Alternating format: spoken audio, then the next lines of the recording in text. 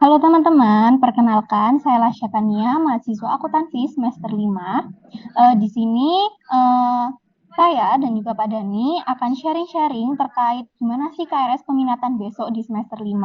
Karena banyak banget dari teman-teman kemarin yang udah menanyakan lewat question box di official Instagramnya akuntansi. Nah, di sini saya dan Pak Dani akan mencoba untuk sharing ke teman-teman gimana sih nanti di semester 5 peminatan dan juga gimana sih sistem pemilihannya. Sebelumnya, gimana nih Pak Dani kabarnya? Alhamdulillah baik Mbak Lasya. Gimana Mbak Lasya juga setelah lama liburan ya? Hampir 2 bulan kan ya libur? Iya Pak, lama banget liburnya 2 bulan. Pasti teman-teman juga pada udah bosen nih kayaknya Pak di rumah. Udah pengen cepet-cepet banget ke Malang, terus cepet masuk juga kayaknya. Karena kemarin di question box banyak banget teman-teman yang nanya nih Pak, terkait dari peminatan besok di semester 5. Nah, mungkin Pak Dani di sini bisa menjelaskan ke teman-teman gimana sih nanti di semester 5 itu Pak. Monggo. Oke, baik Mbak Lasya. Jadi betul kayaknya kemarin banyak banget teman-teman angkatan 2021 atau jangan-jangan Mbak Lasya juga kemarin bertanya-tanya ini. Termasuk salah satunya. Banyak banget nanti coba akan kita apa ya? Kita urai sedikit demi sedikit mengenai kegalauan atau kegundahan dari teman-teman terkait dengan mata kuliah peminatan. Oke,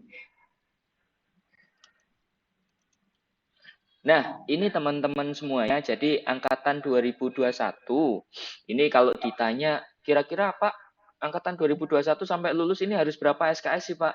Jawabannya adalah 147 SKS, teman-teman semuanya.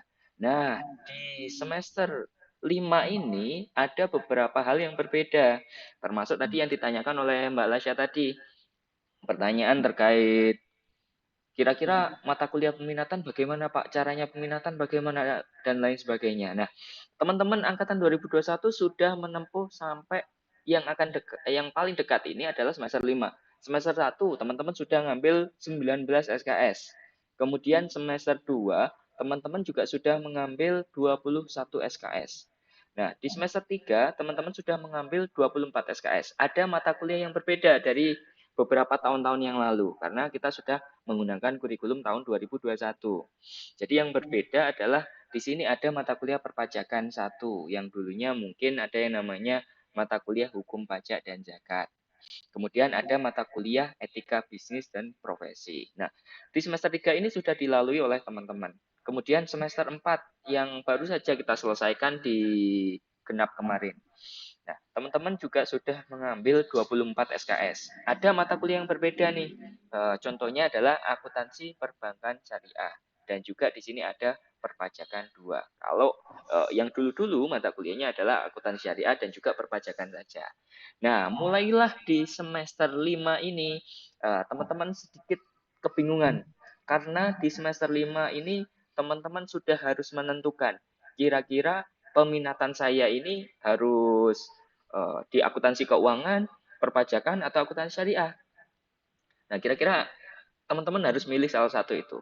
Nah, untuk mata kuliah peminatan atau mata kuliah pilihan, ini nantinya teman-teman akan mengambil 6 SKS saja atau 3 mata kuliah peminatan.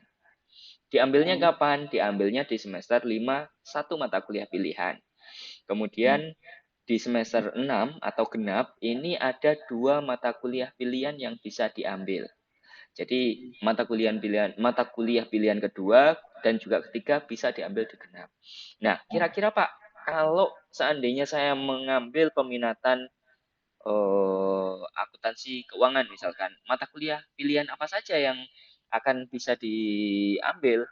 Nah, ada rinciannya di sini, daftar mata kuliah pilihan. Kalau teman-teman ngambil peminatan akuntansi keuangan, maka mata kuliah pilihan yang ditawarkan adalah yang pertama pelaporan korporat, yang kedua ada studi kelayakan bisnis, kemudian ada manajemen keuangan 2, manajemen resiko, audit investigasi dan juga akuntansi forensik, kemudian ada manajemen investasi, pasar modal dan manajemen portofolio dan juga analisis informasi keuangan.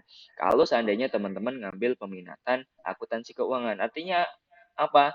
Di semester 5, misalkan mata kuliah pilihan yang ditawarkan adalah pelaporan korporat di akuntansi keuangan. Maka teman-teman yang mengambil atau memilih peminatan akuntansi keuangan ngambil pelaporan korporat. Kalau di semester 6-nya yang ditawarkan adalah studi kelayakan bisnis dan juga audit investigatif, maka teman-teman bisa ngambil di semester 6. Tapi artinya hanya 3 mata kuliah pilihan yang diakui di transkrip nilai nanti. Pun sama halnya dengan konsentrasi perpajakan atau peminatan perpajakan misalnya. Mata kuliah yang ditawarkan adalah akuntansi perpajakan, manajemen perpajakan, topik khusus perpajakan, PBB dan BPHTB, perpajakan internasional, dan sistem informasi perpajakan.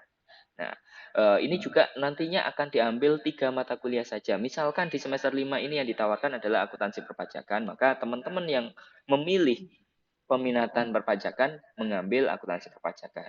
Begitu juga nanti di semester genap, semester 6, yang ditawarkan adalah topik khusus perpajakan dan juga perpajakan internasional, maka teman-teman bisa mengambil keduanya ini. Sama halnya juga dengan akuntansi syariah. Yang ditawarkan di semester 5 atau ganjil adalah akuntansi zakat dan wakaf. Nantinya di semester genap, semester 6, teman-teman bisa ngambil misalkan audit syariah atau manajemen keuangan syariah. Yang dilanjutkan di semester 7, teman-teman tinggal mata kuliah lab audit dan juga teori akuntansi serta PKL. Nah, PKL ini teman-teman biasanya digenap bulan Juni atau Juli melaksanakan terlebih dahulu, kemudian pemrograman di KRS-nya ngikut di semester 7. Begitu juga sama halnya dengan KKM. KKM dilaksanakan di semester 5, bulan Desember sampai Januari biasanya, nanti pemrogramannya di semester 6. Nah, akhirnya nanti di semester 8 teman-teman bisa melaksanakan proses skripsi atau tugas akhir. Jadi total mata kuliah yang diambil, total SKS dalam mata kuliah di kurikulum 2021 adalah 147 SKS ketika teman-teman lulus. Jadi nggak usah bingung, silakan tentukan saja pilihannya, mau ambil peminatan akuntansi keuangan, perpajakan, atau akuntansi syariah. Sejak semester 5 memilih, kemudian sampai semester 6 begitu lulus pun nanti juga sama. Teman-teman juga tenang saja karena ini hanya untuk mata kuliah pilihan saja. Skripsinya bagaimana Pak? Apakah harus akuntansi syariah? Apakah harus perpajakan? Apakah harus akuntansi keuangan? Tidak, teman-teman bisa menyesuaikan tentunya nanti dengan pembimbingnya. Jadi tidak harus di akuntansi syariah, skripsinya akuntansi syariah enggak, di akuntansi keuangan harus keuangan dan audit, atau di perpajakan harus perpajakan. Saya mau ambil siapa Pak? Nggak ada mata kuliah peminatannya, apakah boleh? Jawabannya boleh saja. Nanti tentunya dengan bimbingan oleh dosen pembimbing. Seperti itu Mbak Lasya. Mudah-mudahan bisa sedikit memberikan pencerahan sih. Kalaupun ada yang perlu didiskusikan, nggak apa-apa, nanti kita diskusikan juga. Oke, saya kembalikan lagi ke Mbak Lasya. Nah, sekarang nih Pak, kita coba jawab pertanyaan teman-teman yang ada di question box nih ya Pak. Pertanyaan pertama saya bacakan. Ini ada yang nanya Pak, kenapa sih KRS-nya nggak dipaketin aja? Misal kayak kalau udah kelas A ya kelas A, kelas B ya kelas B, dan seterusnya. Kenapa nih Pak kira-kira? Oke, nah ini biasanya kegalauan teman-teman yang bangunnya agak siang terus ketinggalan KRS-an. Nah, ini perkaranya itu. Jadi teman-teman kesusahan, lebih baik kayak semester 1 dan 2 aja Pak, dipaketin itu. Saya tinggal bangun agak siang terus jadwal udah siap gitu. Nah, jawabannya adalah kita sudah menyepakati dengan Ibu Kaprodi juga bahwa KRS-an di Prodi Akuntansi sistemnya untuk semester 3, 4, 5, 6, 7, 8 itu dibebaskan. Artinya teman-teman boleh memilih hari, boleh menentukan dosen, boleh menentukan kelasnya juga. Silahkan menyesuaikan saja. Ini jadi Ibu Kaprodi memberikan kebebasan buat teman-teman yang sama-sama kalau udah mahasiswa sama-sama sudah berhak untuk menentukan pilihannya sendiri. Jadi silakan memilih gitu. Jadi kita fasilitasi kalaupun ternyata ada yang bangunnya siang kayak kasusnya tadi itu Mbak Lasya, jadi kita sudah memberikan solusi, nanti akan dibantu oleh staf akademik prodi agar mendapatkan kelas. Tapi dipastikan mendapatkan kelas, hanya saja tidak bisa memilih kelas dan dosennya. Gitu, Mbak Lasya. Nah, itu tadi ya teman-teman, kenapa kok nggak dipaketin dan lain sebagainya. Nah, lanjut nih Pak ke pertanyaan kedua. Apakah di setiap peminatan nantinya memiliki kuota yang sama atau berbeda-beda? Gimana Kuota. nih Pak? kuota tadi ya Mbak Lasya? Ya, kuota. Oke, apakah punya setiap peminatan punya kuota yang sama? Kalau kuota yang sama, pasti jelas berbeda. Kita ada peminatan akuntansi keuangan, perpajakan, dan akuntansi syariah. Apakah semua peminatan tersebut mata kuliah pilihannya dipasarkan semua, Pak? Jawabannya enggak. Jawabannya adalah eh, minimal ada 10 mahasiswa yang memilih peminatan tersebut, baru peminatan tersebut dilaksanakan.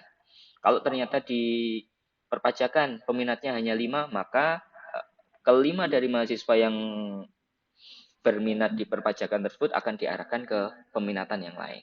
Jadi minimal 10 baru kita bisa melaksanakan atau membuka peminatan tersebut. Gitu Malaysia. Nah, itu ya teman-teman terjawab terkait kuotanya berbeda atau tidak. Nah, lanjut ke pertanyaan ketiga ya Pak ya. Di sini ada pertanyaan, kira-kira belajar apa sih di peminatan akuntansi keuangan nantinya? Dan apakah ada mata kuliah audit investigatif? Gimana nih Pak? Oke, kira-kira nih, saya tanya Mbak Lasya nih, kalau berdasarkan penjelasan singkat dari saya tadi, udah terjawab belum? Ada mata kuliah audit investigatif nggak? Di penjelasan Pak Dani tadi Ada. ada Pak. Jadi Jadi pertanyaannya betul. sudah. Jadi betul Mbak Lasya. Jadi di tiap-tiap peminatan itu ada, kalau peminatan di kita ini memang teman-teman tidak serta-merta misalkan yang peminatannya akuntansi keuangan dan juga akuntansi syariah. Jangan-jangan teman-teman yang di peminatan akuntansi keuangan dan akuntansi syariah ini nggak diajari pajak? Jawabannya enggak.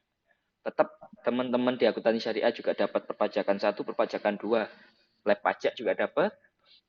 Kemudian di akuntansi keuangan juga sama, dapat auditing juga sama, dapat lab audit juga sama, di perpajakan juga dapat lab audit, tapi ada bidang yang lebih advance. Jadi kalau di akuntansi keuangan, teman-teman bisa mempelajari audit investigatif dan juga akuntansi forensik tadi. Begitu juga di akuntansi syariah, teman-teman bisa mempelajari akuntansi zakat dan juga wakaf dan juga bisa mempelajari audit syariah. Jadi di peminatan ini memang untuk menunjang mata kuliah pilihan yang lebih advance lagi atau lebih pengembangannya aja. Jadi teman-teman jangan khawatir mata kuliah pilihan ini ada 3 mata kuliah pilihan dengan SKS-nya 6. Nah, tapi teman-teman juga tetap dibekali basicnya di bidang akuntansi biar nanti lulus juga bisa audit, bisa juga pajak juga. Dan tentunya karena di UIN bisa juga akuntansi syariah. Gitu Mbak Lasya. Nah, gitu ya teman-teman, udah terjawab. Nah, ini pertanyaan terakhir nih Pak. Kasusnya ini kayaknya dia mau sekelas nih Pak sama temennya, cuman temennya beda peminatan. Ini gimana Pak? Dia nanyanya, apakah kalau saya dan teman saya beda peminatan masih bisa satu kelas wajib untuk matkul yang wajib? Gimana nih Pak? Oke, ini yang tanya yang cewek apa yang cowok ini? Saya kok curiga ini malah saya. Jangan-jangan sama temennya atau jangan-jangan sama pacarnya ini yang tanya ini. Pengen sekelas biar tugasnya bisa dikerjakan pacarnya gitu ya. Jawabannya masih bisa sekelas Mbak Lasya. Tapi kalau ternyata berbeda mata kuliah pilihan peminatan, maka di mata kuliah pilihan peminatan tadi, kayak misalkan di semester ganjil ini, ada pelaporan korporat, ada akuntansi zakat dan juga wakaf, kemudian ada akuntansi perpajakan. Maka di mata kuliah pilihan tersebut, masing-masing peminatan itu 2 orang tadi entah nanti itu temen bestinya atau pacarnya itu nggak bisa sekelas. Tapi di kelas yang lain bisa, kayak lab pajak itu bisa sekelas. Di apalagi nih, di auditing itu bisa sekelas. Tapi di mata kuliah peminatan tadi nggak bisa sekelas kalau ternyata dia tidak satu peminatan yang sama. Gitu malas ya. Ini aneh-aneh juga tanyanya teman-teman ini ya. Nah, gimana nih teman-teman? Udah kejawab semua belum pertanyaannya? Kalau teman-teman masih bingung gimana sih nanti di semester 5, teman-teman bisa langsung aja DM ke Instagramnya Official Akuntansi. Terima kasih juga buat Pak Dani yang udah sharing-sharing juga ke teman-teman. Mungkin cukup sekian sharing saya dan juga Pak Dani. Wassalamualaikum warahmatullahi wabarakatuh. Waalaikumsalam warahmatullahi wabarakatuh. Terima kasih Mbak Lasya. Terima kasih Pak Dani.